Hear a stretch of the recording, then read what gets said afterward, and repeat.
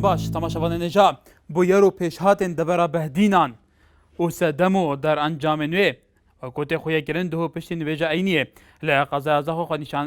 خڕڤەبوونێک هەتا ئەنجامدان ئەف خڕڤەبوونە سەرئەنجام چەند سەدەمەندی لەپەی بۆ ژەوانە پەرلەماڕە چەند ئۆتێلێکین سیاحی چەند جیەکین مەی فرۆتنێ و هەروەها ئۆتۆمبیل دیفرا بەڕێگەی گرتووە ئیسلامیە کوردستانی لە زاخوادان و هەروەها لە سێمێلێ لە ناحیە مسێریکێ لە ناحیە سێڤێ هەروەها لە قەسروکێکی کە لە دیفرا لە باژارێ دوویکێژی مەڵبەندێ سێ گرتووە ئیسلامیە کوردستانی هاتە شەوتاندن و گەلێکی داخوێنی و کارڤدان لەسەر ڕاستی هەرێما کوردستانی لەسەر ڕاستین فەرمی لەسەر ڕاستین حزبی لەسەر ڕاستی جەماوەری لە پەیوەیەکە بن بەرنامەی مایکە خەلیجی ئیر و تایبەتە لەسەر وان بوێرین لە دەبەرە بەهدینان مە پێ باشە پەیوەندیێنوە بشێوەیەکی بابەتیانە لەسەر ڕاوشێ سەدەم چ بوونە گەل و بوو ئەف ڕاوشە هاتە پێش و چ بێتەکردن ئەف ڕاوشە دنهادە بێتە کۆنتڕۆلکردن پشتی وێ ناوبڕێ ئەم لە بەندە وەرگرتنا سەرنجە و بچونێن هەوەنە ڕوودا و پێشاتەکانی ناوچەی بادینان هوکار و لێکەوتەکانی ئەمە ناو نیشانی تاوەری ئەمڕۆی بەرنامەیەوە بەرنامی مایکە خەلکە دوایەم ناوبڕە لە خزمەت وەرگرتنی سەرنجەوەدا لەگەلم بن.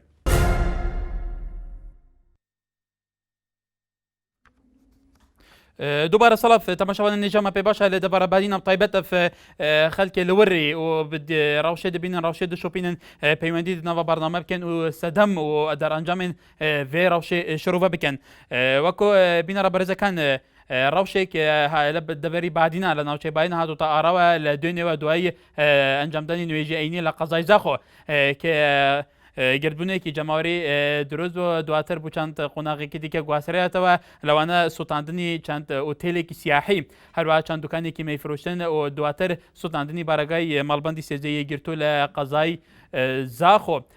بێژگە لەوەش کە زیاتر لە 20 بریندار لێکەوتەوە کە زۆربیان هێزەکانی ئاسایش و پۆلیس بوون کە ویستیان کۆنتڕۆلی ڕاوشەکە بکەن بەڵام نەیانتوانی هەروەها لە قەزای زاخۆ لە قەزای سێمێل لە ناحیەی مسێریک و ناحیەی سێڤێ سەر بە قەزای سێمێریش لە شەوە جارێکی دیکە خڕبوونێکی جەماوەری هات ئەنجامدان تیا زۆر لە شوێنە ئەو شوێنانە کەمەیتی ئاخۆڕێ و ئەفروشێ سوتێنرا بێژگە لە سوتاندنی دوو بارگای ڕێی خراوەکانی کومەلگای مەدەنی هەروەها بارگای گرتو لەوێش لە شاری دۆیکیش مەڵبەندی سێیە گرتو هەر ئەو شەوە ڕۆبەڕۆی سوتاندن و هێرش بووتەوە لە قەزای لە قەسروکێژ ئەم کاردان ئەم بوویەر و پێشاتانەی ناوچەی بادینان هاتوتە ئاراوە هۆکارەکانی چییە گەل و هۆکاری ئەم ڕاوشە چییە و لێکەوتەکانی چین ئێمە لە خزمەت وەرگرتنی سەرنجێوەداین لەسەر ئەم بابەتە لەسەر ڤی بابەتی تەماشاوانە نێژا یەکەم پەیوەندی هاوکار سەی ساڵق کاگەهکارە و کاتت باش هەموو کاتێکت زۆر سواز بۆ برادەی کا پەیوەندەکەی وەرگرتن سپاس یەکەم کاکە بۆ ئەو ڕوودا و ئەو پێشاتە بۆ پێشادیانی بڕین ئەوە چاوەڕوان کراوە ئەوە چاوەڕوان کراوە چونکە ئێمە ئەزمومان هەیە لەو بارەوە خۆ من ئێستا خۆم حەزەکەم بەڕاشکایی بڵێم من لایەنی ئیسلامی نیم بۆ یەکگرتووی ئیسلامی بگرین بەڵام ئەزمموی لە 64 تا ئیسا ئەیسەرمێنێک کە لەم وڵاتەی ئێمە بۆچوونی جیاواز عەقڵی جیاواز بیرکردنەوەی جیاواز جێ ناگرێ بەڵێ دەوری نییە ناکرێت چێتە سەر ئێستا ئێماوەن ئازادی بیر و ڕاو ئازادی ئەوانە و ئازادی مەساج و ئازادی کۆمەڵەشت کە لە کەلتور و داب و نەریتی ئێمە وڵاتەکەی ئێمە لە سانەوە دوو پێنجی مسڵمانە باشە کاکە وڵی من خەڵکێکی ئەلمانیم بەڵام لە سانەوە و پێنجی وڵاتی ئێمە مسڵمانە کەلتوری مسڵمانەتی تایەتی لە زمانی پێغەمبەر تا ئیسە بەڵام تۆ ناکرێت ئێستا سوپر بڵێ کۆنەپەرستە و ئەمە ناکرێ و ئەمە دواکەوتۆمە تۆ بێ لەگەڵ کەلتوری وڵاتەکەی خۆتا بڕۆی بەڵام کاک هاوکار ئەگەر زۆر بەکورتی مادەم تو ئەمەوەتی لە کەلتوری ڕەوشتیەوە خۆتە لە ئێمە ناگونجێ ئەی سوتاندنی بارەگەکانی یەگرتۆ پەرلەماردانی ڕێکخراوەکانی کۆمەلگای مەدەنی بێلایەن ئەمە تۆ بچۆ یەگەریتەوە کاگەکار ڕێکخراوەکانی کۆمەلگەی مەدەنی گوێیان لێ ناگیرێت چونکە دەسەڵاتیان لە دەست نییە هێزیان بە دەست نییە ئەم دەسەڵاتانەی ئێمە ڕێزم هەیە بۆیان ئەوان پشت بە هێز و دارایی ئەبەسن ئەبێ گوێ لە خەڵک بگری بە عەقڵی قەزافی بیر ئەکەنەوە بە عەقڵی بەشار ئەسەد بیر ئەکەنەوە ئەو سەردەمیژە بەرەو ناو لە ناوچوون ئەڕوا بەس گەلەکەی ئێمە زەرەرەکە وا نابێت بەڵێ کاک هاوکار بەڵێ کاگەکار بمبورە ئەگەر بە کورتی یەک دەقە یەک دەقم بەڵێ فەرموو ئێمە خەڵ لە هەڵبژاردنەکانە ئازاد نێ ئینا هەموو شتێکرایە بێتەوە بەس لە هەڵبژاردنە خەڵک ئازاد بێ ئێستا کەسیش بۆی نێ هیچ شتێ بکات لە هەڵبژاردنەکان خەڵک ئازاد بێت خەڵک ئێستا ئەو جۆرە ڕووداوە ڕووناوە ئەوە ینی هینێکی ناشیرینە دنیای دەرەوە ئەیبینێ جوان نییە بۆ ئێمە لە وڵاتەکە ئێمە هەرێمێکی هێشتا نێودەوڵەتی اعترافی پێ نەکردین ئاوای بینین نەخوازەڵا بین بە حکوومەتێکی سەر بەخۆ هەر یەکتری ئەخۆین وها نابێ قەت وا ناشێتە سەر و زۆر مەمنون زۆر بەڵێ کاک هەوکار ئێمە سوپاس دەکەین بۆ پەیوەندیکەت حسێن لە چوار قوردنەوە لەگەڵمانە کاک حسێنم کاتەوە باش کاک حسێن هەموو کاتێکت باش دەستخۆشی و بەرنامەیەش لێ دەکەم سوپاس و دەستخۆشی لە خەڵکی بادینان دەکەم بەهام هیوادارم ئەم بەهارە دەگەڵ سووریا تێکی بکەینەوە ئەم بەهارەیە من گەشت بینم لەم ساڵدا ئاخر ساڵی کۆتایی دەسەڵاتی ئەم حکومڕانیەی 20 ساڵەی تو کاک حسێن ببوورە تۆ ئەوەی لە بادینان دروست بووە پەلاماردانی چەند شوێنێکی بازرگانی چەند شوێنێکی سیاحی گەشت و گوزاری ئایا تۆ ئەمە ئەشوبهێنی لەگەڵ شۆڕەشی گەلی سووریا کە دژی دەسەڵاتێکی 30-40 ساڵ دەسەڵاتێکی تاکڕەوی دکتاتۆر کە مافی سەدان هزار کەس مافی حتا لە مافی ناسنامەش بێ بەش کردووە تۆ ئەمە بەراوردەکەی کاک حسێن بەداخەوە کاک حسێن لەسەر خەت نەما حەسەن لە شاری سلێمانی لەگەڵمانە کاک حەسەن کاتەوە باش ئەم کاتت باش بەڕێز بەڵێ تۆ ڕۆداوەکان چۆنە لە سەنگێنی بەڵێ سپاس دەکەم دەستخۆشی لە بەرنامەکەت دەکەم سپاس من سێ-چوار ملاحەزەم هەیە لەسەر قسەکانی ئەو تەبێژەی مەکتەبی سیاسی پارتی دیموکراتی کوردستان لە سلێمانی یەکەم لە ماوەی ڕابردووە لایەنە سیاسی ئیسلامیەکانی کوردستانی بۆ تۆمەتبار کردووە کە دوکانی مەیفرۆشتن و شتانیان تەقانەتەوە بۆیە بە یەکگرتووی ئێستاڵێ داوای لێبوردن کە بۆیە خۆشی هیچ دادگای هیچ شتێگە و ڕووداوانەی نەسەلمانوە لە ئەنجامی لێکۆڵینەوە بێ خۆشی داوای لێبوردن کە پاشان لەسەر قسێکی تریوتی ئێمە گیانی هاوڵاتیانمان بەلاوە گرنگە ئەگەر بینای ئێمە بسووتایە کاردانەوەیەکمان نەبووچی باشە خۆ لە سلێمانی لە حەڤەی شوباتە ئەوانیش هەر بەردێکیان نابە بیناکەیانەوە بەڵام بە فیشک جوابی خەڵکیانە خەڵکیان کوشت ئەوە قسەکانی هەر لێواکرێتە ژێر پرسیارەوە من دوایەوە حکوومەتی هەرێمی کوردستان بە پرسیاری یەکەم ئەزانم بەڵێ کاک حەسەن ئەو دیمەنەی ئێستا تو بینی دیمەنی دوێنێ زاخۆیە سیرکە ئەم مێر منداڵانە ئەم شتانە ئەرفەن سیرکە تۆ ئەم دیمانە خوێندنەوەی تۆ وەکو هاوڵاتیەکی هەرێمی کوردستان بۆ ئەم دیمەنە ئەم شێوازە چییە خوێندنەوەی تو چییە فەرموو ببینە ڕاستەکەی بەڵام پێم وایە ئەوە حیزبێکی سیاسیە پێم وایە لە 94ەوە لە 96ەوە نازانم چونکە من وەکو ئەندامێکی نیم تا کاتەکەی بزانم بەڵام چەندین جارەوە بۆ نمونە لە سلێمانی مەڵبەندەکان نزیک بینایی مەیفرۆشتنە نزیک باڕە نزیک مەساجە ڕۆژێک لە ڕۆژان نەمان بینیەوە هێرشێکەنە سەریان بۆیەوە لەلایەن وتاربێژیەکی بەڕێزەوە پێشنیار کراوە خەڵکەوە کەلتوری کوردە کە لە سەدانەوەی ئیسلامیە و دڵگرانیەکیان بۆ بەڵام لەم کەلتورەیە ئەگەر ببینی زۆربەیان مێر منداڵن زۆربەیان لە تەمەنی 10 بۆ 20 ساڵن کامەنە بیرکردنەوە لەم ڕۆیە بیرکردنەوەیەکی حتا بیرکردنەوەشیان پێگەیشتو نییە ئەنی کامڵ نییە لەوە کە لە ناوەڕۆکی ئیسلام لە ناوەڕۆکی کەلتۆر فەرهەنگی ئیسلام بەشێکی مطلق تێبگەن ڕاستە قسەکە و زۆر جوانەوانە زۆربەی زۆریان مێرد منداڵن پێم وانە کە تەنانەت بتوانن بچنە ڕێخستنێکی شۆ تا دەرزیاندا بدرێت کە ئێستا چەند کەسێک بەوە قسە دەکەن کە ئەمە دەستێکی لە پشتەوەیە خەڵک هانیاون هەر پێم وایەوە تەنها حماسێتێکی گشتی بووە و شتێکی وا بەڵام لە بەرامبەری ئەوە کە هێرش بکرێت سەر بارگەکانی یەکگرتوو بەڵام حیزبی دەسەڵات لە بادینە یەکەمە لەو ڕوودا بەڵێ ببورە خەڵکیکی زۆر لە سەرێت پەیوەندیە بینەران پێمان باشە بە کورتی سەرنجەکانی خۆتان سوپاسێ پێمان باشە ئەم دخوازین هەر دەبەر تایبەتی دەبەرە بادینان بگشتی خەڵێکی هەر بیرۆ بۆچوونەکە بە هەر نێرینەکە بە بشەیەکی ئازاد دکارە دناوە بەرنامەی و تەوەرە ئیرۆکوێ تایبەتە لەسەر شوپاندنا بۆ یار و پێشهاتن دەبەرە بادینان نیشان بدە تەماشاوانە نێجا ئەزهەر لە حەریر ئەزبارم دیگەل مەکای کە زەردەم باش ئەو کاتت باش هەموو کاتێکت ئەمن دوو قسە مامۆستا کەرەمکە ئەمە دەوڵەتێکی ئیسلامی نیە کافر نییە خۆزگا مێرم هەموو شارەکان و چێرە هەستا بان مەیخانەکان و جێی مەساجیان سۆتان بەدەگەڵ فندەقانەی کە خوێراتیان لێکری یعنی ئەم ڕەوشەی لە دەبەری بادینان هەیە بێژگە لە سوتاندنی مەساجەوە توالێ مەیخانەکان ئوتێلی سیاحی سوتێنراوە بارگای حەزبی بارگای ڕێکخراوەکانی مەدەنی سوتێنراوە خەڵکی لە پۆلیس لە ئاسایش لە خەڵکی ئەتیادی زەرمەند بووە ینی تو ئەمە چۆن لێکە دیتەوە ئایا ئەمە بە شتێکی باشە زانی یار خەرکە مستحق لە باندی خەرکەوەیان کردە بەڵێ ئەگەر مستحق لە بخەر چۆن ناکاتن ئەگەر هەر کەسە خراپ نەبیدین کەس پڕی ناداتی لە خۆڕە بەڵێ ئارێ وەڵڵا بەڵێ مەریوان لە شاری سلێمانی لەگەڵمانە. والله من بالنسبة له عبد الوهابي كإستاه هنا بوتان الاستوديو قصيكت أو الله رون كردنوا لسريسا هيز رون كردنوا يقندروا بلام يقولتو بارتي تاون بارك جانا من الله كليا لمنطقي بادينان بارتي بربرسارة بحكمته بنا حكمته هموش دخويتي دو همينيان كإستاه هيز رون كردنوا يقنية لهمو موضوع كان لا موضوعي سوتاني أو شونا نادي وأمانة هم كذا قلتوا أنا سيد باششي أنا سيك بيوندي بوشتانونية أو ملاك أو تاريخ ومن ناس أنا كم كان زيك بيوندي بتشي وهي برام همو جارك لسرو بندي هالب جار نقانا كهالب جار درني زيك بتوه بارتي لم نوع السيناريو أنا دروس تكات بو سكرن لسر إسلام كانوا نحسين كردنيان إحساس هم أنا زانين إيه هالب جارني أنجمني بارز كان بكريا كبارزوج دوايا خن لا ترسي شادوايا خن چونك أزان أو دنغاننا أجر باكو نزيه بك تأكيد باكو نزيه نادي أجر خوان سد برشتي كان بلام أبو لهب بلام عفو عبد الوهاب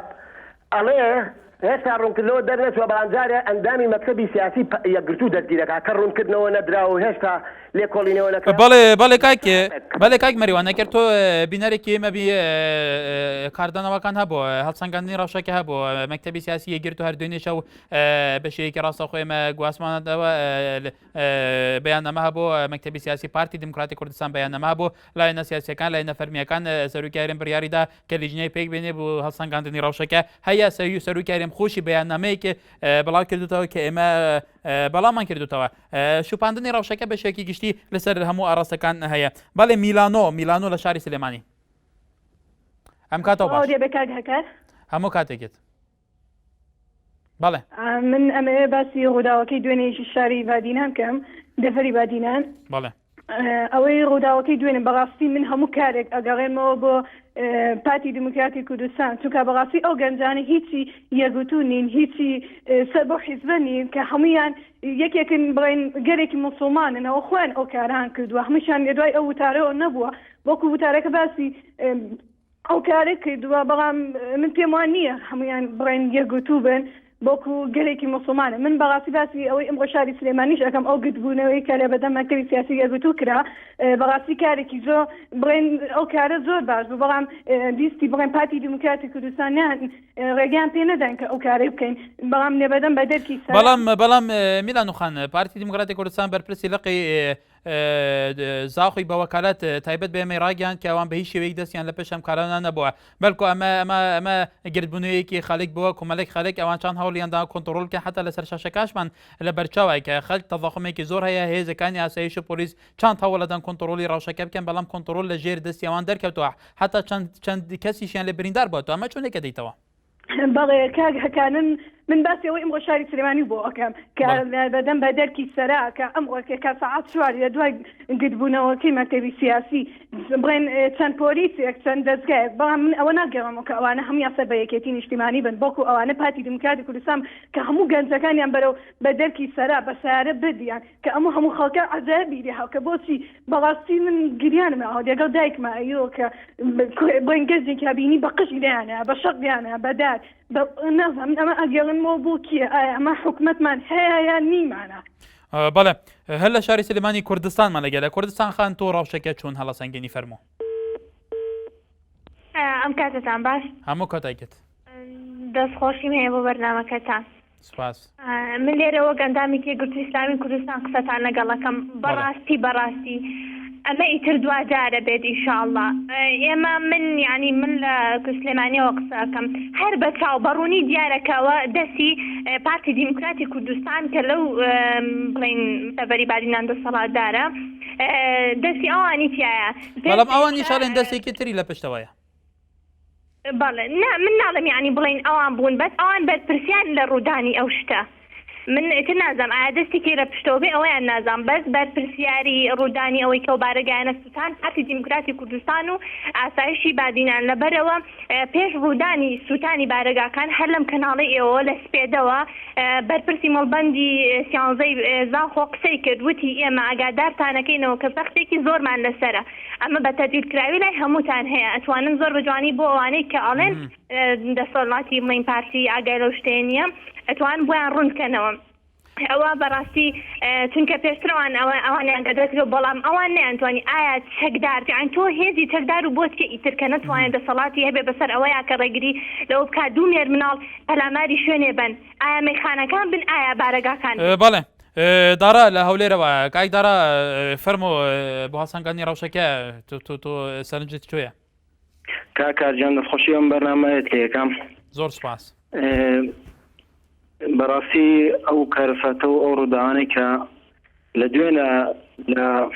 لە منتیقەی بادینان ڕۆیدا کارێکی بەڕاستی نەخوازراوە بوو ئێمە بە زۆر پێمان ناخۆشە ئەگەڕێگەم دەی بە ئازادی قسەکان بکەم من زۆر سپاسی جەناب دەکەم سپاس فەرموو بەڵێ من وەکو ئەندامێکی پارتی دیموکراتی کوردستان کە خۆم ئەندامێکی حیزب ئازانم و لەگەڵ حیزبەشام ماوەیەکی زۆرە و قسە ئەکەم بەڵێ بەڕاستی لە بادینان پارتی بەرپرسیارە لەو کارە ئەزانی بۆ لەبەرەوەی ئەو ڕووداوی کە کراوەتە سەر مەیفرۆش و ئەو دوکانە گازنویانە کۆمەڵی کەسانێکن کەەوە سەرەتە شاشەکان دیارە پارتی ئەیتوانی کە ئاسایش و ئەوەی بەخۆمان پارتی نەدەزانی چییە دەیتوانی هەر هەمویان دەژیر کات بە ماوەی یەک چارێک تێگەشتین بەڵام ئەوانەی کە بارگای یەکگرتووی ئیسلامی کوردستان هەستاندووە دەبینن کۆمەڵە کەسانێکی کە من ساری پۆلیس دیارە لە تەسوورەکەدا دیارە ساری پۆلیس لەوێ وەستاوە لەو بەریداد ساری پۆلیس هەیە هیچ مەحقول نییە بەڕاستی قسە پڕژاندنی شتێکی باش نییە تۆ تەماشاکەی وتەبێژەکەی حیزبەکەی من دێتە سەر شاشە بەبێ لێکدانەوە بۆ شتێک دەڵێ دەبێت داوای لێبردن کاو حیزبە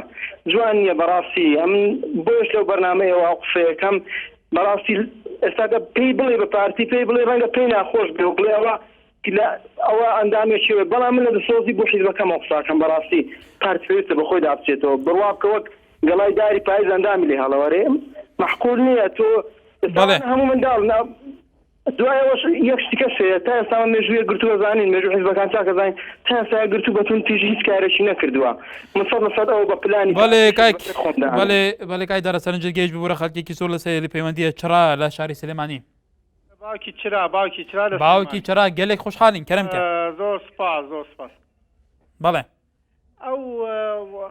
ناخۆشەی کە لە زاخۆ ڕوویدا دەبواە لە ڕێگەی کۆکردنەوەی ئیمزاوە بواە بۆ دوکاندارە بەڵێ نەدەکرا بەو شێوەیە کە بچنە سەر دوکانەکان و ئەو سەر ئەو شوێنانەی وەکو مەساژ و ئەو شوێنی حەوانەکان ئەو خەڵکە ئەگە ناڕازی بۆ بەو شتانە لە هەموو شارەکانی کوردستان و عێراقیش هەیە لە تورکیا هەیە لە هەموو وڵاتە ئیسلامیەکان ئەم شتانە هەر هەیە ئەوانش مافی ژیانیان هەیە خۆی گەورە خۆی لە قورئان ئافەرمێ لەکم دینکم وەلیە نەدەبوای ئەوان بچنە سەر شوێنەکانیان بیسووتێنن ئیمزایان کۆکردایە بیان تای کاکە بێ دایخن کاکە بابچێتە دەرەوەی شار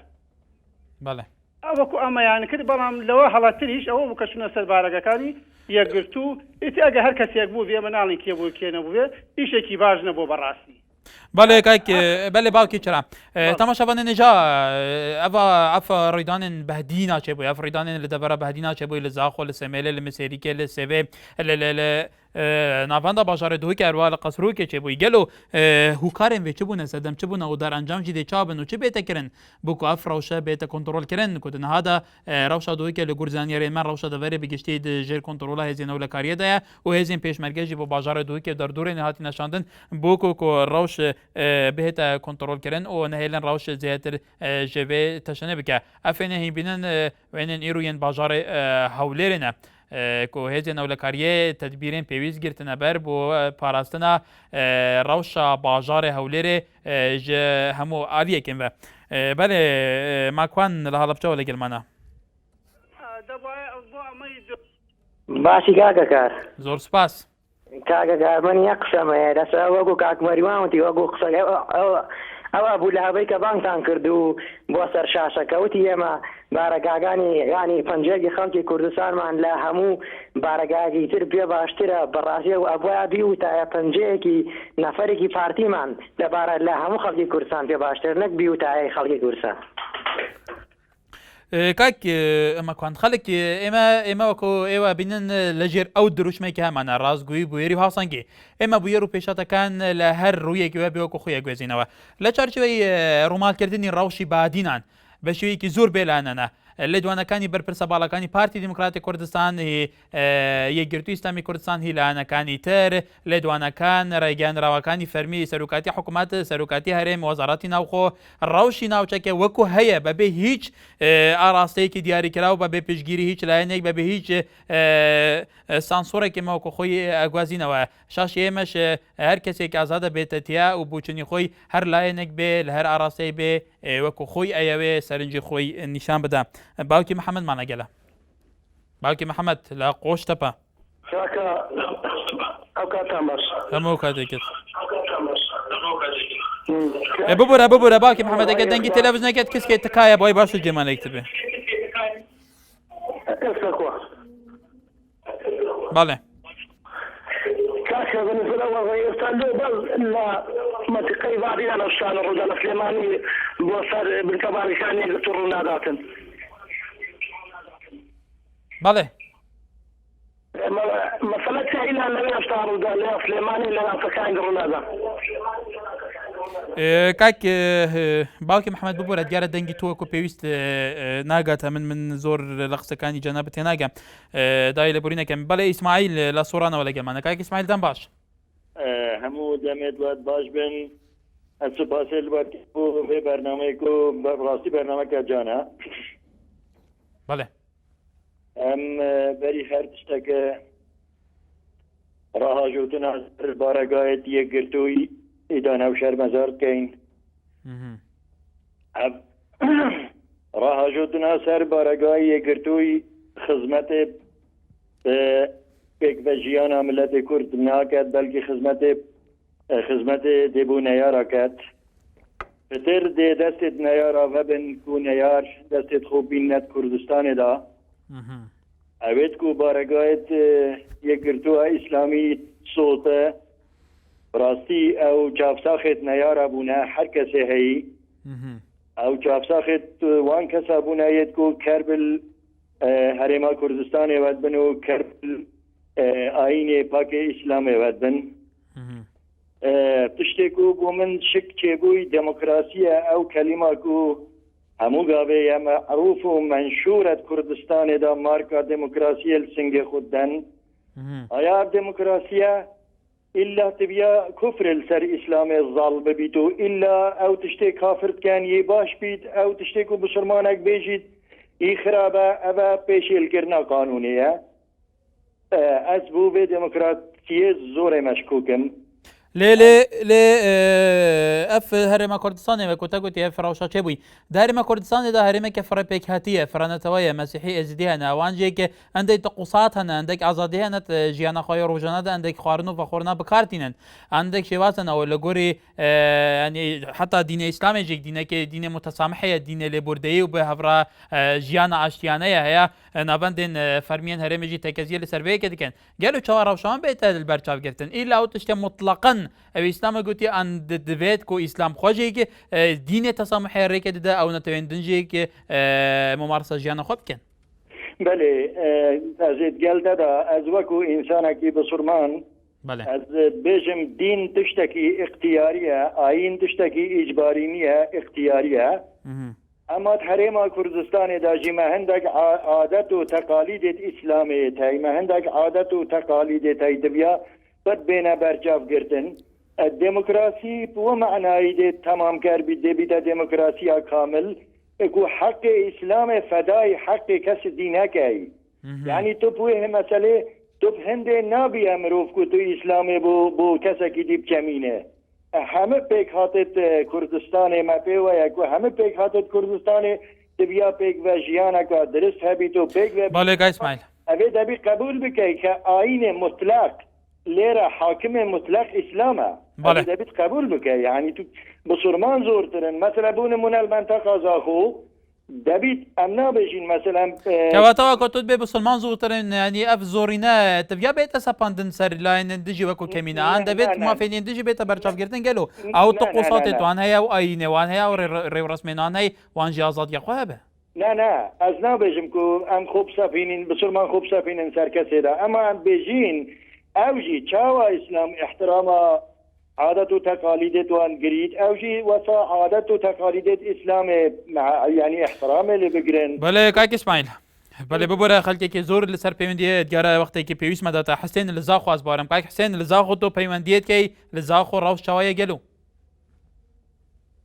برنامه جواد کم سپاس کرم که نسبت بین مزارع چه بنزاخ و مزارع چه بوی خلک سلیمانیه و مثلا تلفونی بودتین کس نزانید مثلا زاخو به چه شکله بس خلک زاخو خواست زانید مثلا زاخو به چه شکله بله نسبت به مزارع چه بو جف مزارع جی حزب سیاسی بو پال دا اف شعب را بید وانتشتا چه کرد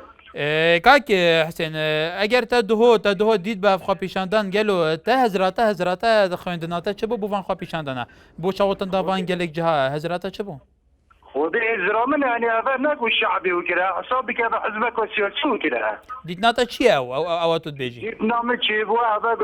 قرتو بو كذا وما قرر خوجي بالشاف يفخاب دست خاطر بو تشي مظاهره دا وقت مظاهره تشي بو شوي لويره دا تشي بو ناچون ما قرر قرتو صوت بشي ساعات دهي شاف شنيكو ما قرر قرتو صوتن او خاط بينجي مروفتها بو قرتو بو شو ما قرر صوت وخاب ما قرر صوت على اساس بيدشتي برزكه بله کاک حسین کوتوت بيجي قرتو کوتوت بيجي له قال جندنجي مقرات تي قرتات نصوتان دن برا او قرتو بخا هو كده مقرات خاصوتن دا مشكله يعني على اساس سر قال دم ما واجج في مظاهرين والله كاك حسين لزاخم سپاس بو پیوندیت دایکا شین ل بازار دو کس بارم بله دایکا جین بله کرم که باشتر برای دست خوشیر برنامه دوید کمراسی برنامه که جه خوده اوه تلویزیون NRT آنکه این هاتی راستی جه خود گله که نازل هر کردکی داکری بخاطر به برابادینان چونکه رادیو تلویزیون اکا رازگوی خبرتوی دلستایید گهن سوارت مالبندی تیگرتو راستی مالبندی تیگرتو جه داخله بو هر کسکی اولا یعنی دبیجن ام حتانو کنش یعنی کو سیطرت زردین او هنده مروفت کو معارض هبینه آیا بود تا بینو که والمقاره یگرتو نهاد یکرن بله دایکا جین حسین لزاخو دبیجه ایگرتو بخوا مقارد خاصو تاندنه جبوی وکو عود بیجه دا کشاد روز به گلو تو بیچا لیک دی تو باوره که هر کسی دیشت مالا خو آگری بدده و نه خواستمه کسی که دیندار و گیوان گلک بسرما راستی تلویزیونا سپیده و خوابیر و رادیوتوان تی خود گلک دل هر کردگی بسرمان داگری و کردستان نوکه وکی ملته که دینداره سرخو قبیل ناگید که هر تشتاکی و ثابت اکرن بجادی چه و یکر تو تشتاکی و ثابت بله برای که جی شویدی چند کس نکنه طرینش دیدین بس بویدم جلیرت طرینش دیدین که ساکنه تلویزیون و رادیو یکر تو چونکه تلویزیون و رادیو یکر تو گلک جی خواهد بلی هر کسی که داشت بله دایکا جین سپاس پیوندیت مصیف السوران لگل می که مصیف دم باش الو باشی برزم زور سپاس دەست خۆشیان بەرانەکەم بەڕاستی بەرنامەیەکی زۆر جوان و سەرکەوتووە هیوادارم هەر بەردەوام بی بەڕێزم زۆر سپاس بەڵێ سەبارەت بۆ خۆ پیشاندنی کە دەڤەری بادنان و دەڤەری زاخۆی گرتیتەوە بەڕێزم من پێم وایە ئەم خۆ پیشاندانە شوێنەکانی دیکەی کوردستانیش دەگرێتەوە دڵنیا بەلەوە ئاگادار دەکەمەوە کە هیچ شوێنێکی تر زەماوەری یەکگرتوش بەوە ڕازی نابی لە زۆر شوێن ترش خۆ پیشاندان زیاتر دەکرێت دڵنیا بەلەوەی وەرە دەڤەری بادنانش بە تایبەتیش سپی دەسەڵات نابە بە هیچ شێوەیەک ئیزنی دابە یاخود ڕێگری کرد بە ئەو هەموو پۆلیس و ئاسایشە لەم شوێنە کە بە خۆمان دەبین لە تەلەڤیزۆن دەیبینین زۆر ئاسایش پۆلیس لەم شوێنە هەیە نابە هیچ شێوەیەک یعنی ڕێگری کرد بە وەکو بارەگاکانی خۆی کوردستان پاراستوێتی دەبووە بارەگای یەکگرتووشی پارێز بە بەڕاستی بەڵێ باوکی محەممەد لە شاری سلێمانی لەگەلمانە باوکی محەممەد ئەم کاتەوە باش داخەوە گەرە پەیوەندەکەی سەفین لە هەولێرەوە کاک سەفین فەرموو ئەو کاتان باش هەموو کاتێکێت بەڵێ پێششی سواسانەکەمەوە بەرنامەیە بەداخەوە بۆ ئەو کارە ساتەی کە لە شاری زاخۆ و ناوچەکانی بادینان کەوتەوە بەڵێ طبعا من حقی شرعی خەڵکی خۆمانە بەڕاستی کە باس لە ئازادی دەکەین ئازادی ڕادەربووین بەڵام بە شێوەیەکی چاک بەکاری بێنین بەڵام ئێمە لایەنی دینی وەکو ئەوی خوای گەورە پێڕاگەیاندوین کە لە قورئانی پیرۆزدا ئازادی زمانی پێغەمبەر صلی الله علیه وسلم هەم کافرەکان پێغەمبەر ئازادی پێداون هەم مسلمانەکانیش بەڵام بە شێوەیەکی شەرعی لێرەدا بەڕاستی بێئەخلاقی لە هەرێمی کوردستان ینی زیاد لە حەد بێ حساب لۆکردن بۆ مسلمانان پەرێستەندووە بێ حکومەتی هەرێمی کوردستانیش بەڕاستی ڕێگە چارەسەریشی هەبێتن بۆ کێشانە بەڵێ کاکێ شێوان لە باژارێ دووکە دیگەلمەیە ئەس ئەم دەخوازیین لە باژارێ دووکە ئەو کەسین ناوە ڕاوشێدانە ئەوژی ناری ناخوا پتر نیشان بدەن بەڵێ کاک شێوان لە دووکێ کەرمکە باشتر گەلەی سوپاس ئەلو بەڵێ مناشەیە بەڵێ کاک شێوان کەرمکە بەڵێ چۆنی باشی زۆر سوپاس فەرموو برا نسبت ریزانا دهی و چویل دو که بله براستی یعنی جهداخیه بو همیه بو هر کودک یعنی هجی کس اگر رو تلفن که گوتی فلان کسه چه رو تلفن که گوتی فلان کسه کس اگر حقنی نبیشتن فلان کسی وکیلی از بگه چی میتونم سر بخو بشم گرتی وکیلی آن نظرم چیه وکیلی آن نظرم لانه که دی حزبی وکیلی آن دیگه اشخاص وکیلی دوید مرف طرفی باشه بی دوید همین رو مرف طرفی باشه بیتنه اگه مرف یعنی تحکیت باز دولت دوری بر یعنی تحکیت ادیو افتوات شو یعنی حقا مرف عاقبی بخوشوا بگیرید بله دنها دکا شیرانه که بکرتی روشا دوی که نها چوایه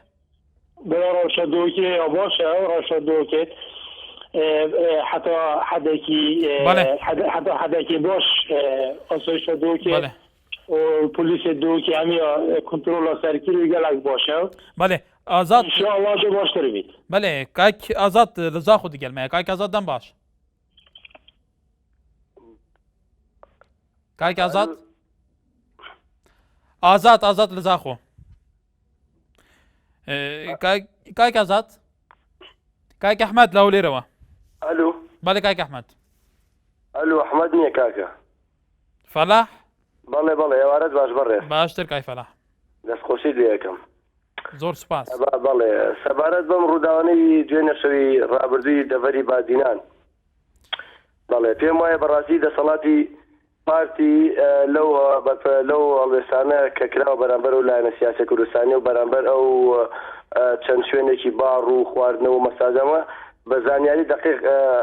لە بەردەستایە کە هەر ئەمڕۆ لە میدایەکی سەربەخۆی کوردستانیەوە ئاماژەی پێکراوە ئەو هێرشانە کراوەتە سەر و مەساج و شوێنی باڕ و مەی خواردن وشتانە لەلایەن ڕێخستنەکانی پارتیەوە بۆ تێکدانی ڕەوشەکە کە گوایە حیزبی ئیسلامی کە گوایە فکری ئیسلامی لەگەڵ تونوتیژی و لەگەڵ دژی دیموکراتی و لەگەڵ تونوتیژەوە نایە بەڕاستی ئەمە ئەم دەسەڵات و ئەم سیناریۆ بەڵام کاک فەلاح تو پێت وایە لایەنێکە دەسەڵات دەربێ لە ناوچەی بەتایبەتی ناوچەیەکی استراتیژی وەکو ناوچەی زاخۆ کە دەواازەیەکی نێودەوڵەتیە شارێکی فراوانە گەشەیەکی نەوعی لە ڕووی سیاحەوە لە حتا نفتیش لەم شارەیە ئەو خۆی دەست پێشخەر بێ بوو تێکدانی ڕەوشەکە پێت وایە ئەمە مەسەجێکی ڕاست بێت بازانیاری وردە بمێ بەڕێزەکە مەگەر ڕێگەم بێ من پێم وایە ئاڵبژاردنەکانی پارێزگاکانی هەرێمی کوردستان یەک مزیێنی خۆشم بۆ سەرۆکی هەرێمی هیوادارم سە گوێبیستی مەگەر کاتی هەبێ دڵنیایەکەمەوە گەر هەڵبژارنێکی نەزی و هەڵبژارنێکی سپی بێ حزبەکەی و یەکەم حزبێ لە کوردستانە کە لوتی ئەیا لە ئەیانی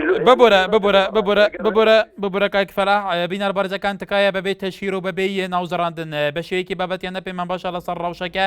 قسە بکەن و سەرنجی خۆتان ڕابگەن بە تایبەتیاوانەی زانیاریان هەیە لەسەر ڕەوشەکە بتوانن بە شێوەیەکی منطقی قسە بکەن ئەحمەد لە هەولێرەوە کاک ئەحمەد ئەم کاتەوە باش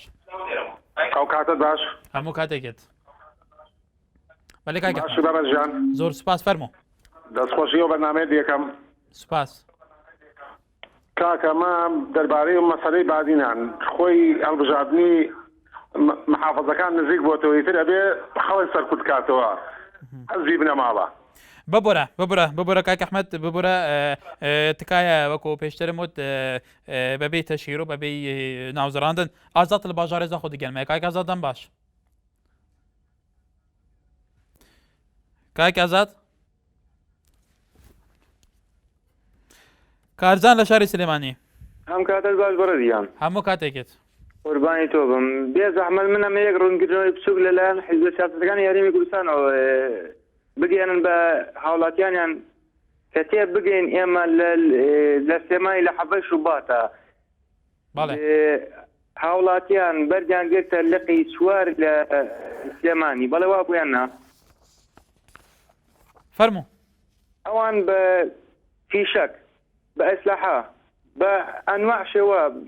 ڕەدی خەڵکیانەوە خەڵکی ڕەدی هاوڵاتیانەوە ئایا بۆچی ئەگەر یەکگرتووی ئیسلامی کوردستان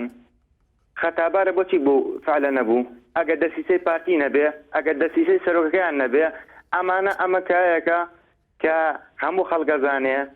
هەموو کەسە زانێ کە ئەمانە چ مەنسەبێکیان هەیە ئەمانە بەس درۆ دراوە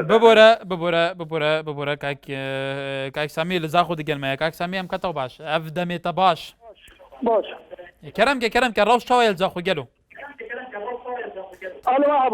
بەلێ بەلێ من هاشتەیە کاک سامی سامی ڕەوش لە زاخۆ زۆر ئاڵێزە ئێستا چه ئەندام یەکگرتووی ئیسلامی کوردستان دەستگیر کراون لەلای ئاسایشەوە نها ئەگەر دەگی تەلەڤیزیۆنەوە کەسکی با باشتر من نهاش دەنگێتە بینها ڕەوش تا گوتیا چاوە یەگەلو ڕەوش ئاڵێزە نهاتی ئەندام یەکگرتووی ئیسلامی لەلای ئاسایشە دەستگیر کراون وە کاتی چاوەیە دۆ ئەو خۆ نیشاندانە دۆ لە زاخۆ چێ بووی گەلو تا بخوا چاوێن خوا دیت ڕەوش چاوە بوو خۆنیشاندانە دوێژی سەبات خۆنشان دوو من لە ناودا بووم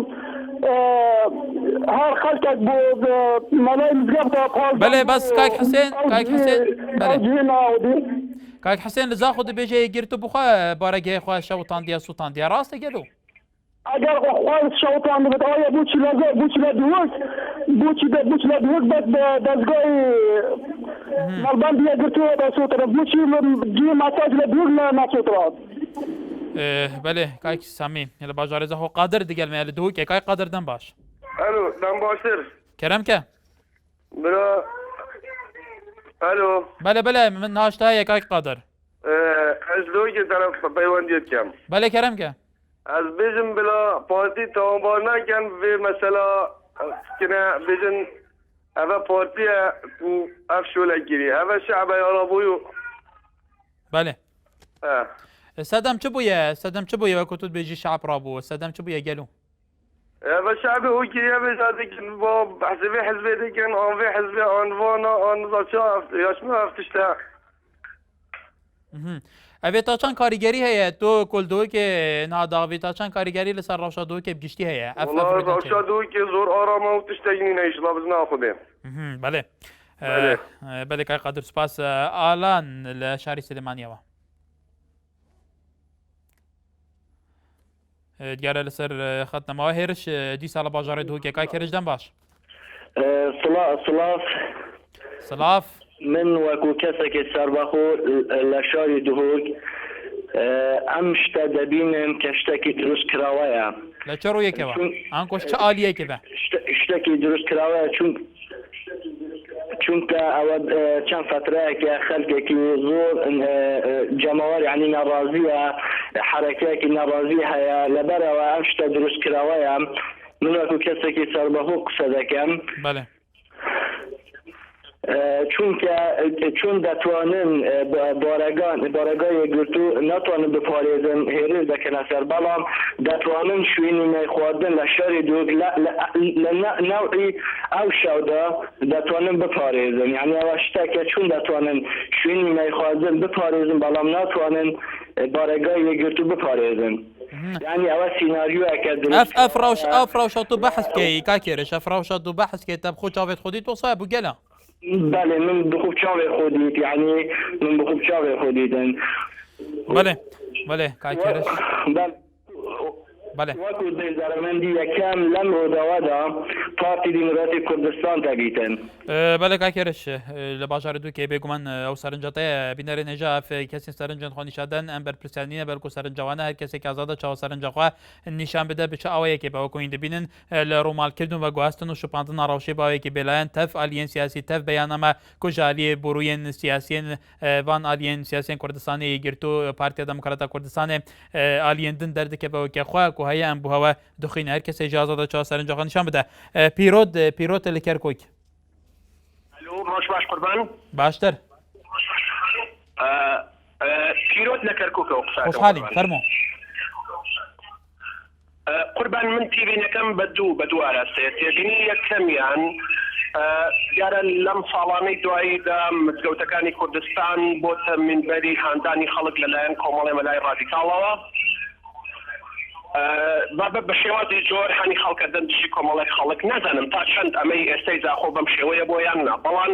ساڵانێکی زۆرە خەڵکانی ئازادی خوازیە وڵاتە و پێشکەوت خوازیە وڵاتە ملاحەزەیەوە دەدەنە دەسەڵاتی هەرێم بابە ئەم کارە نابێتچێتە ڕێوە مەسەلەی هەندانی خەڵک لەسەر منبەری مزگەوتەکان دەبێت بە یاسایەکە بێت دەستنیشانی کات دەتوانێت تا کوێ ئەمەش واجبی حکوومەتی هەرێمە واجبی دەسەڵاتدارانی هەرێمە لەم ماوەی دواییدا کە هەفتەی بەرەنگاربوونەوەی تونند و دژیشنان بوو ئاگامان لێ بوو چۆن لە هەندێک منبەری مزگەوتەکانەوە مەلاکان شایەتی ئەمەیان دەکرد بەبێەوەی کەس ڕقیب دە بەسەریانەوە ئەمە هەرستەیەکانە ئەمە بابەتێکانە بەڵام من پێم وایە ئەمەی تر و هێرشکردنە سەر مقڕەکانی یەکگرتوو لە ناوچەی بادینان بابەتێکی جیاوازە هیچ پەیوەندی بەمەوە نییە ئەمە وەکو باڵی عەرەبەکەڵێ ڕجعت حەلیمە لعاداتها القدیمە ئەم کولتورەی کە با بڵین دەسەڵاتی کوردی بە تایبەتیش پارتی دیموکراتی کوردستان کە چەندەها ساڵە هەیەی ئەویش ئەم شێواتە بەکاربێت بەڵام کاک پیرۆت لە کاتێکە لە هەرمی کوردستان هەوڵ لە درێ ڕەوشەکە ور بکرێتەوە هەوڵە درێ جارێکی دیکە کۆبوونە پێنج خۆلیەکان دەست پێکرێتەوە ڕەوشەکە بەرەوە ڕاستێکی تر بچێ تو ئەم هەوڵانەیەکە ئەدرێ لە کاتێکە و لە کاتێکی تریشە ئەم ڕەوشێکە لە دەبەری باینە هاتو تاراوە لەلایەن پارتی دیموکراتی کوردستانشەوە بە ئاڵێن بە هیچ شێوەیەک دەستی ئێمەتیانە هەر ئەو لیژنەی پێکێنراوە ئێمە ئامادەین یارمەتی بدەین بۆ دۆزینەوەی ئەو کەسانێک سەدەمی ئەم ڕەوشە بوونە تۆمە چورێکە دەیتەوە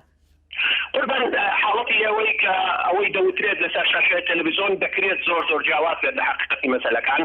ساڵانی مێژووی دەسەڵاتی حزبی کوردی ئەوەی پێمانەوە کە زۆربەی لەسەر شاشەکانی تەلەڤیزۆن شتێک دەڵێن و لە کردەوەشدا کارێکی تر ئەنجام دەدەن بەڵێ کایک پیرۆتە لە کەرکووکەوە کاروان لە باژاری دووکە دیگەلمەیە کای کاروان دەم باش دەم باشتر سوپاس میکەرەمکە بار بکە ئەسلانگرێ گرتونینم بەسەگە دەنگی تەلەڤیزۆن خاکێم کەی دام باشتر گۆهداریەکە دوو بکەن تکایە باشە سەرچە بەڵێ ئەڤەش مێژە ینی پارتی مژیلی دانانە پلانێکێ بۆ شناوبرنایە گرتو تو چازانی دەلیلێتە چییە؟ دەلیلە من ساڵە 2005 جێژی هەر مقارەیە گرتووە سۆت و بەری هاتنایەکەتی نیشتیمانی کوردستانژی بوو دەڤەرە بادینان gelek cara hêrişkirine ser mizgefta pêcete hindêk û kombûna mizgeftê vegirêt den kombûnên siyasî û her wesa ku li endamê girt partî bibûre hewa mêvan kir bû gotî em xîna hewlatiyat parêzîn baş e bû çi heta vê gavê berpirsêt devera yanî Silêmaniyê بەداخەوە دیارە پەیوەندیەکەی کەڕوان قوت بۆ شێرزاد لە قادر کەرەمەوە پێشەوە کاک شێرزا وەرگرین بینەر بەرزەکان ئێوە بینن دیمەنی ئەمڕۆی شاری هەولێرە ئەوە هێزەکانی ئاسایش بۆ کۆنتڕۆلکردنی ڕەوشێمنی شارەکەیە بەڵێ کاک شێرزاد فەرموو کاک شێرزاد لە قادر کەرەم بەرنامەکەتەکەم من وەک ئەندامێکی پارتی دیموکراتی کوردستان بەڕاستی ئەمە تەنها پەراماردانی شوێنە گەشتیارەکان ئەمە خۆی لە خۆیدا ئاماجەکە پشێویە و تێدانە نە چاکسازی و دەستێکی شەیە چای بازبوونی هەرێمی کوردستان و هەم پارتی دیموکراتی کوردستان ئینشاءڵڵا نایات خۆ ئەگەر باسی ئەمە مەسەن بۆ ئەوەیە ئەزموونەکە ناشینکات خۆ ئێمە لە گشت و لە چی وڵاتێکە ئوتێل سوتاندن یاخود مەی فرۆشتن لە کام وڵاتانیە لە ئەم وڵاتە 22 وڵات عەرەبی دراوسێمانە هەمووی هەیە یاخود سوتاندنی ئوتێل یاخود ئەمانە تەنها بەمەستەکە پشێوی و هیچی تر نییە لێدانی لە برامەسیحەکان هێزیەکان و هەمیش لێدانی لە یەکگرتوو ئەمە خۆی لە خۆیان دەسەگەر ڕوونە ڕەتی بە پارتی دیموکراتی کوردستانەوە نییە بەس بەڵام زۆر پەیوەندیات ئەوانە پارتی دیموکراتی کوردستان لە ناوچەکە تۆمەتبارەکەن بەوە تۆ مەسەجە چییە بۆ ئەوان وەڵی من ئەڵێم هیچ کاتێ ئەوە پارتی دیموکراتی کوردستان نە لەسەر ئەو شێوازە پەروەردەکراوە نە ئەو شێوازەشی هەڵبژاردووە ئەوە تەنها چەند کەسانێکە ئەیانەیە هەم پارتی دیموکراتی کوردستان ناشینکە یاخود هەمیش لە یەکگرتوو بەو شێوازە ئەگینا هیچ کاتێ بەرنامەی پارتی بەو شێوازە بووە نە بەو شێوازەشە بێت پارتی زۆر لەوانە زیرەکتر و وریاترە بەردەوام لە بەرزاوی نوێیەکانە هەر هەموو ئەمانە تێئەپەڕێنەوە تێشی بڕاندووە دەخۆشی تا دێکم بەڵێ سپاس حکمت لە باژارێ زەخۆ دیگەلمە کاک حکمت دەم باش ڕەوشێ بشوپینە بوو مەگەلو چاوایە بله دەم باشێ باش برا ڕەوشە زاخۆکە یعنی و ئەو برادرێنێکە بەحثکردی بەرێنێکە حسێن لە زاخۆ هیچ قاغفتناوی ڕاستی تێدا نینە و یەکگرتوو vê چەندی تێتە تۆمەتبارکردن و یەکگرتوو vê لە ڕاویە بۆزانینەکە هیچ متار دێژێکی مزگەفتی زاخۆ لەسەر میلاکی حکومەت لە لیستی یەکگرتوودا نینە بۆ تاینکردن و ئەو دەبێت مثلا نها بالتحديد روشة زاخويا چاوية خبي يعني هيش نبيا هيش آسایش و دەستگیری ئەمنی ناوبازێری زێدە دێرە لەحسن بله و ئەو برادێنێ کە گوتی یەکگرتوو بخۆیە چی بسەر مەقەرێ خوادا گوتی سۆتی ئەغەز هیچ ڕاستیەک بوو چەندێ نینە چونکی بەری هەنگێ یەکگرتوو هاتی سۆتاندنا مەقەری بله هەر لە زاخۆ تەماشاوان اینجا صبحی دیگەلمەیە کاک صبحی دەم باش بەلەدان باش زاخۆ کۆ دەستپێکە ڤان گەرجیان لە زاخۆ دەستپێ کردو پشتی نوێژە ئەینیە ئەف ڕەوشانە لە دەبەرەبای نهاتکە ڕۆژەڤێگە لە تۆوە کۆ خەلکێ زاخۆوە کۆ لە زاخۆ چاوە ڕەوشە تۆ نرخێنی چاوە چێ بووە بە چاوە دەستپێ کرد وڵی داگەجان وڵی ئەو کارە زۆر نەباشە ئەو کارێکی خراپە ڕەحمەل دەیبابی ئەو کەسەی ئەو تشتە بێژبینێت نه مرۆڤ ئاژاوەگەر بن مرۆڤ ئەهلی ئیسلاح بن نه ئەهلی خراپی بن ئەوە کارێکی کوردینی نییە خەلکێ زاخۆ گەلۆ کۆ ئاڤێت وا کردی ڕێچەکە کێم بوون خەلکێ زاخۆ بگشتی چاوا بێ ڕەوشێ دنرخینە کۆ بێگومان باژارەوان ڕاستی گەلێ زراران بۆ ڕەوشامنی تێک چوو والله کاگەگەر ناپێ خۆش نییە ئەو تشتا چێبێ بحەقێ خودە ئەرێ والله ئەرێ والله بەڵێ کاوا لە شاری سلێمانی لەگەلمانەکای کاوام کەتەوە باش باشی بەڕێزم سپاس وڵای بەڕێزم بەڕای خۆم مەڵێم بەردێ لەو حاسمانەکەوێتە خوارە دەستی پارتی تیاترم لەولاشی تیان یەک دەنێک بەڵام پارتی ڕەتەکەتەوە کامە دەستیان تیابێ آخر خۆ تۆ زەنابتان بەڕێزێکتان داوای کردەوە بۆ بەرنامەکەتان ئەسڵا هەم مستەوایەوەی نییە قسەی لەگەڵا بکرێت ببورە هەموو کەسێک ئازادە لە تەلەڤیزیۆنی ئێمە سەرنج بوچوونەکانی خۆی دەربارەی بە تایبەتی بەرپرسە لایەنە پەیوەندیدارەکان ئەوانەی معنینە بەڕێوەبردننی هەرێمی کوردستان بە سیاسەتکردن و کاروبار بەڕێوەبردننی هەرێمی کوردستان هەر کەسێک ئازادە لەسەر شاشی ئێمە سەرنجی خۆی نیشان بدە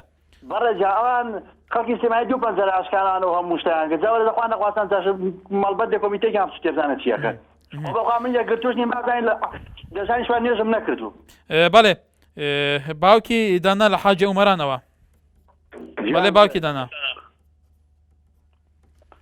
ئالو کاک ئازاد دیارە باوکی دانا ئازاد لە زاخۆ ئالو بەلێ گۆداریەتت کەم فەرموو ئەو کاتان باش هەموو کاتێکیت کێمان لەگەلە باوکی دانا باوکی دانا ببوورە فەرموو بەڕێزی بەڕێزەکەم لە ڕێگەی بەرنامەکەتەوە پەیامەکەمێ بۆ سەرێکی هەرێمی کوردستان بەڵێ ئەوەندەی لە خەمی ئەمن و ئاسایشدا بۆ تورکیا سەرۆکی هەرێمی کوردستان لە خەمی ئەمنیەتدا بێ بۆ ناو کوردستان باشترە بەڵێ دەستخۆشی لە برایانە دەکەم کە هەستاون بە سوتاندنی نادی و مەساج و ئەوانە لە زاخۆ بەڵێ ئازاد دەگەلمەیە لە زاخۆ کاک ئازاد باوکی لێ هات هەلو مەرحەبا سەرچاوت من توێ چۆنی برۆ بۆچی سەحەتت ئیڤۆریەتە بۆش ئەس گەلێک باشم گەلێک سوپاس تو چاوانی ڕەوشاتەوە تۆلکیری خەبەردەی والله ئەزێ لە شانگۆری خەبەردەم بۆ بێ لێوەدا بابێلات گەلێ خوشحالی گەرم کە تو چا ڕاوشێ دشوبینی گەلو والله ڕەوشە زاخۆ چەند جارێکی بێژن چیا زاخۆ بێت چیا هەر جهەکی کوردستانی بیتن بینتەوەێ ساڤامیری هەر کەسێکی یە کوردپەروەر یە نەتەوە پارێز یە ویژدان حزبێکێت شەهید و نەتەوە خودە بکەتن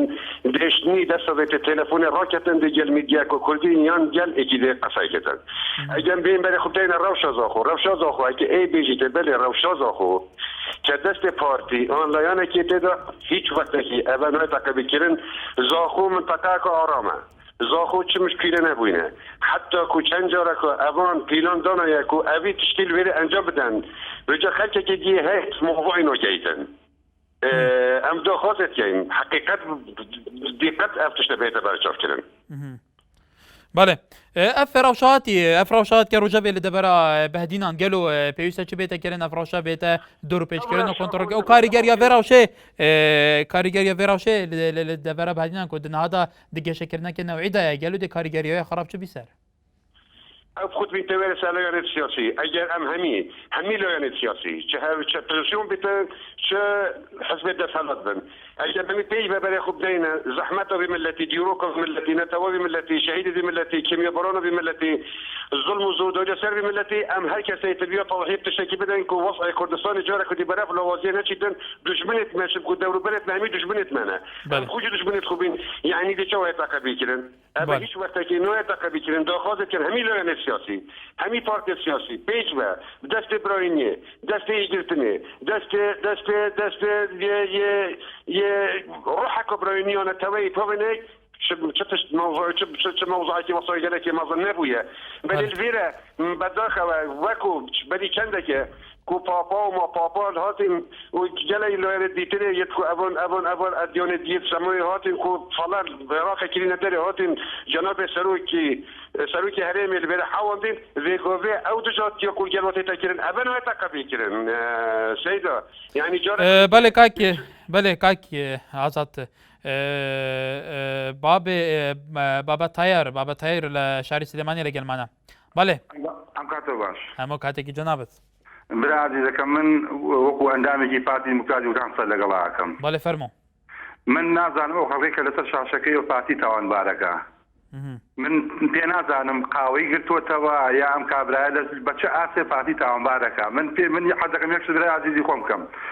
دوێشە بەدیار بەنامەکە دانیشتم هەتاکو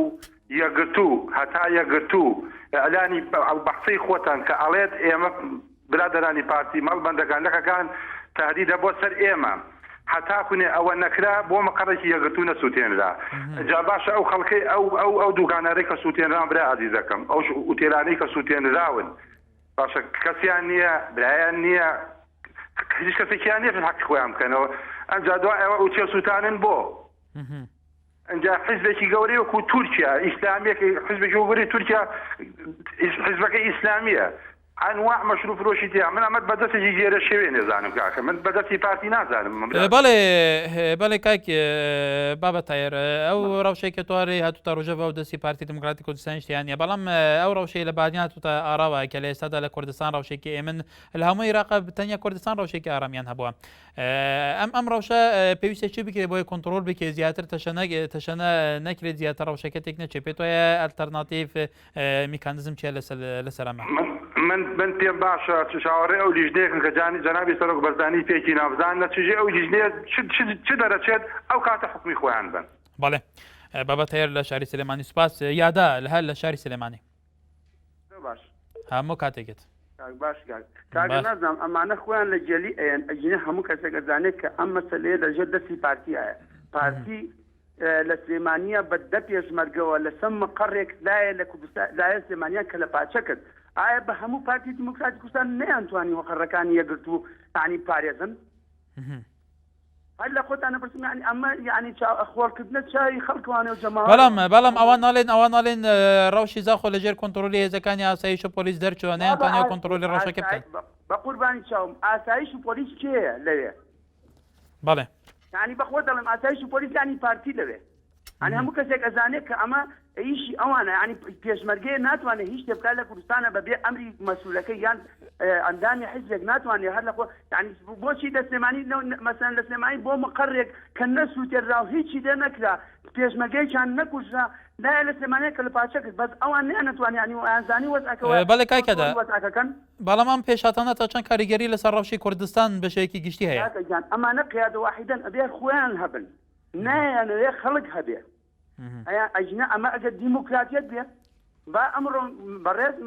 مەسعود بەرزانی ئەمڕۆ بی داگات هەر ئەم دقەیە ئەبێ ئەوانە بگیرن ئەنجام لیژنەی تحقیقی دروست دەکەن نەک لیژنەی تحقیقی دروستکەن یعنی مەسەلەکە بخوێنن ئیمالیکەن بەڵێ ئەمە ئەوەیە مەسەلەکە خەڵکی کوردستانن ئیمال کردووە لەبەر پارە و لەبەر مەسلحەتی خۆیان ئاگایان لەم خەڵکە نییە هەموو ڕۆژە مەقەڕێ سوودی هەموو ڕۆژی زەلامێ بکوژێ ئایا ئەمە ڕاستە بەڵێ هەر لەسەر شوپاندنە دای پێشاتان ئاوات لە شاری سلێمانی لە گەرمانە کاکاوات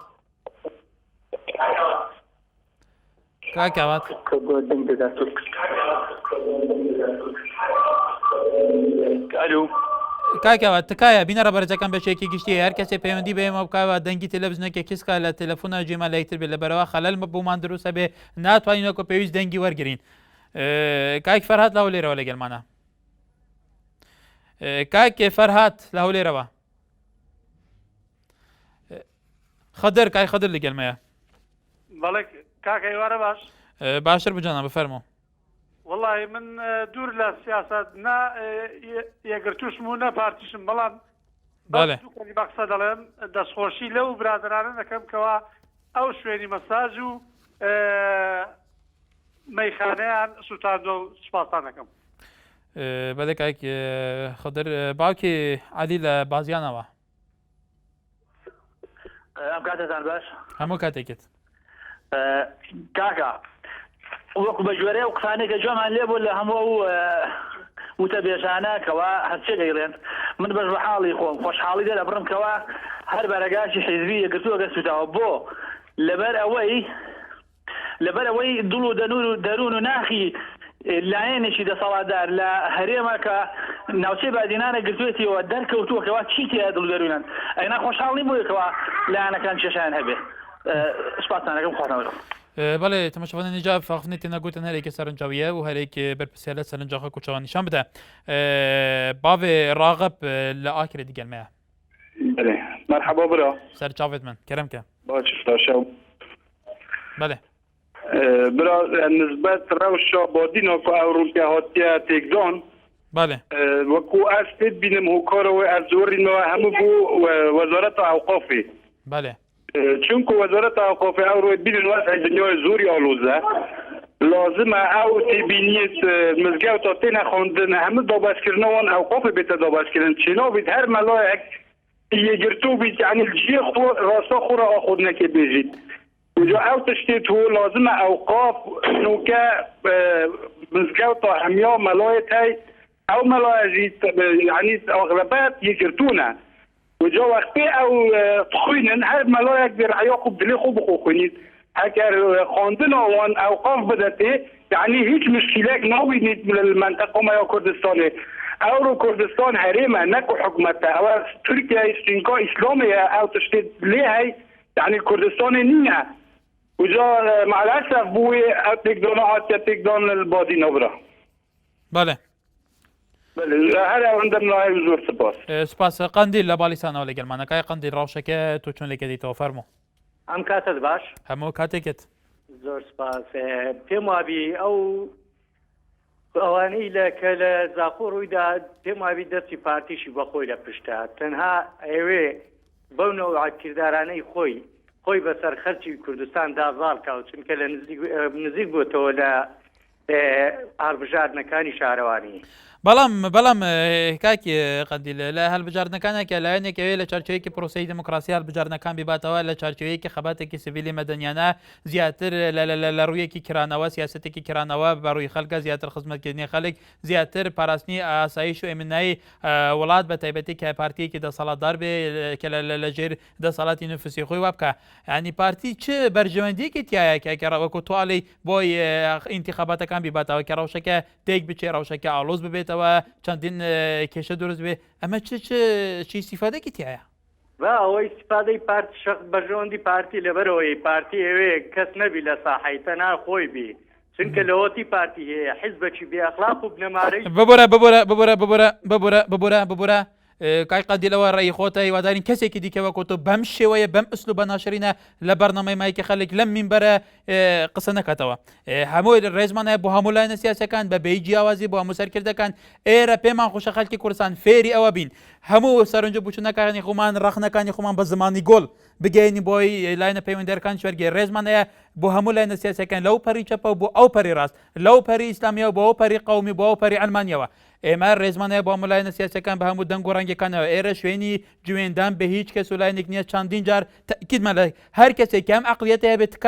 تکایە باشەرم کە و هەوڵدا دەست لە مۆبایلەکەی نەدا بۆ تەلەفۆنی ئێمە بکە ئێرە مینبەری خەڵکی کوردستانە مینبەری دیالۆگێکی کراوەیە ڕەخنەیەکە بە زمانی گۆڵ بە شێوەیەکی مانتەقی ئەمانەوێت بابەتێنە لەسەر ڕەوشەکە قسە بکەین بەڵێ راهۆڵ لە باژارە دووکێ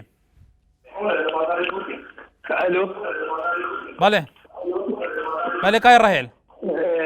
کاک ڕاهێل ئەگەر تەلەڤیزیۆن ناخوای کەسکەی کێم کەی تکایە از رایان و از دوی که از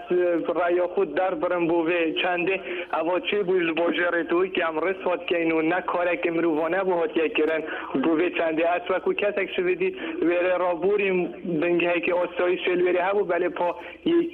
یعنی تا حدی که گلم بس وقتی مظاهراتی کسی که کس نبود کوکو کسی که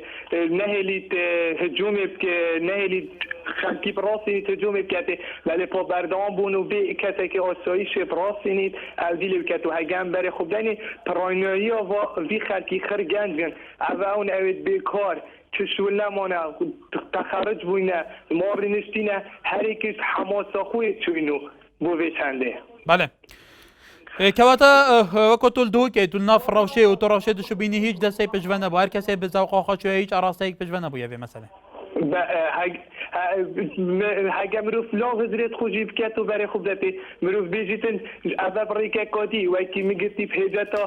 دکانێت بیرێ وانە و شنیە چوین بۆ vê چەندێ بەری ئینگە هێجەتە کاتی هەبوو بەڵێ کاک عەزیز لە چۆمانەوە بزانم لەسەر ئەمان بابەت چەمچەماڵ کاک عەزیز فەرموو سيدة أو كانت باش همو كاتيكت والله سيدة جان خير الكلام ما قل ودر أقل لبابي لباران بهذا فقير كما بيتوا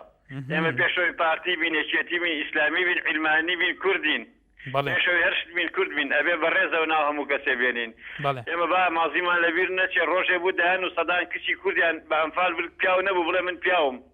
شام رجعت وده بيشو بكرد أبي همان احتفاظي كين أبي همان بيبارزين أبي ده صلاتي كرديش زور بحكيمانة أرسو كود بكا بارتي بكرجيا كوري فقير يا كردي بكرجيا كوري فقير بغوان نكوري مامجار نكوري كاك مسعود نكوري سكرتيري يا كردو نكوري إذا تكايا بابا زكاة هي من بيتوا بقى ماضي ما للبرنسة هل لم سمسم علي خوان دهان كشان بالبياو نبو بلا من بياو بوشوي بله مادام كوتالي بحكيمانة كاركين بله كايكي عزيز بيتوايا بيويست لاين سياسي كان ئەو خەڵکیش پیا ماقۆلەکان پیاوانی ئاینی لە ناوچەکە چاڵویستێکیان نەبێ وەکو تواڵی بۆی ئەم دەستکەوتە پارێزراو بێت بۆی ڕەوشەکە هێمن بێتەوە ئەبێ هەمومان احتیفاظکەین لەم ڕۆژە ئەبێ هەمومان پیاو ماقول سەرکردایەتی کورد بەڕێز مامجارە کاک مەسعود ئۆپۆزیسیۆن هەمومان کاری باش بکەین لەبەرەوەی کاری باش لە مەسلحەتی میلەتایە ئیتر ئەوە دروست بووە بێ لە سنووری پارتی ئەبێ پارتی احتیفاظ بۆ وەسعەوە بکە ئیتر سوپاس بۆ جەنابتان سپاس بۆ سەرنجەکانی توش ڕەیان لە باژارە دووکێ کاک ڕەیان کەرەمکە چەکدار لە دووکێ بەڵێ چەکدار باشی برای بۆرەدا بۆ gelek باشم سپاس کاک چەکدار وەکو ڕۆژنامەوانێک لە دووکێ گەل و ڕەوشت و چاو دشوپینی ڕەوشە دووکێ زۆر سپاس دەستپێکی سپاس بۆ هەنگۆ ببێ مانجبوونا بۆی بەن با بویەرەدا بەڵێ کاکەکار ئەگەر دەستی بتن تەلەفۆنا من قەتع نەکەن کەرەمکە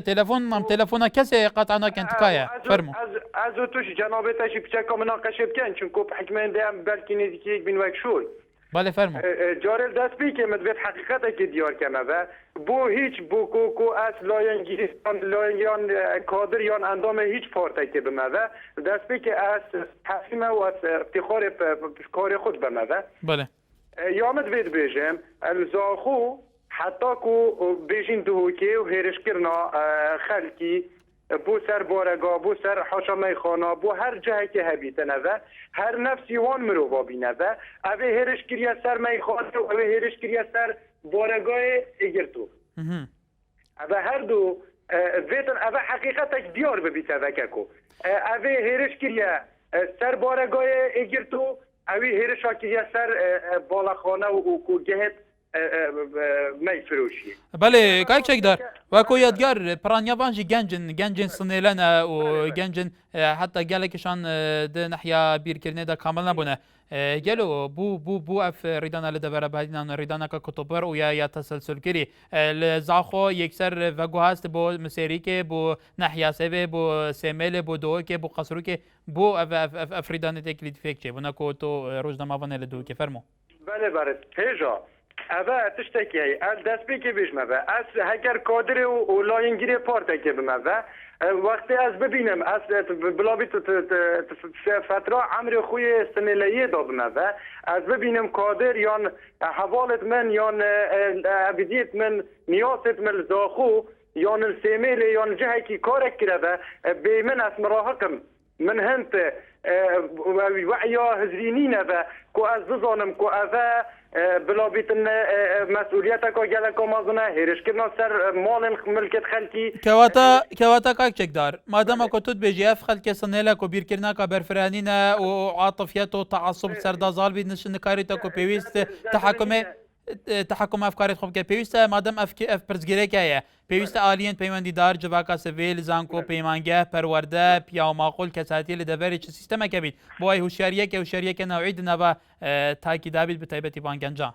که از گلتمه بله کار سر هات یکرن سپاس بو خودی کو سالن برینو که ما دهوک دیده و هبرو کشی هم دهوکت بینینه و خلک بله بلا بومه همیا دیار بیته و مدوید تاکید الوی تشتیب کم چون که گلک کسان تلفونت کن هنده که تاین سلیمانیه ده تلفونت کن هم بادینید بجین دنگه دفعه و دهولش دیره خوشه هر ایک دوکی خو آغ بیته و هیچ پارتک یا معنینی نبو هیرش کرنا هر جهه کی تنه هنده گنج حیلن كود وعيا عقليت بيت فترة خويا سنسية دانا وكي دي كاشي باري آرامة بله الدوكي الحمد لله بله کاک چکدار سپاس پیوندیتا اسماعیل لشاری سلیمان که اسماعیل که بکرتی لبروا کاتمان برا کتایاروا بله کاک اسماعیل کاک محمد لچم چمالوا کاک محمد دیاره محمدیش پیونده که پچرای بله بینران لسر توری کمالاتی هم من کلاری علی امکارانه تنها کو خوی علی لپارتی اوشیتو کو خوی علی ما هر وها دیار دار علی پیما به پارتی یکتیل صدا یاری با گردکن چونکه اسم یکم با سلطان بارگاه کانیان کوتای نایا کو خوی علی احمد لشاری سلیمانی دو پیوندی که احمد فرمو كاك احمد السليماني تلقى خوشحالين فرمو اساسكم كاك بالنسبه هر حزباتك لدهوكو زاخو بعدنا بكري ضراين فشله سكون لي بارتي بالا دسا ناهر ايش حزبك فرحل عليه او بوتوني خوما بله كايك احمد سپاس پینده که دای لبورینه که کدمان برای کوتایاروا تماشاوان اینجا بویژم گشنی داویا بابت ایرو تور ایرو یه برنامه مایی که خلق لدمجمرین بهن دناوا نوچین مدا دناوا تورو برنامه مدا زیاده ترم در روشه بشوپینین که آیا روش برفچارا سید چه و روش آلین سیاسی سرنجو بچونینان ین فرمیل سروی که به توایا بیرو بچونین آلین جدا لکردستان و روش که خوکو های ام دبوا گویزین هيا ام بهاف دیگه این هر شاد و بختوار بن مخاطره